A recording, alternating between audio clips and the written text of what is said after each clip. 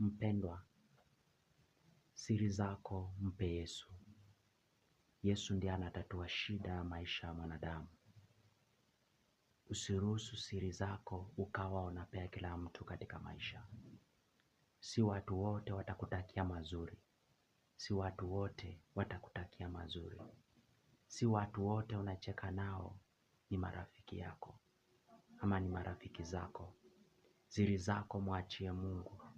Wewe na Mungu wako muwe na siri na yeye. Lakini si watu wote utawapa siri zako za maisha. Kuna wengine utacheka nao, utakaa nao, lakini kila ambacho unawaambia wanaenda wakikusema. Kunaye mmoja ambaye asiyesema mtu, ambaye ni Mungu peke yake.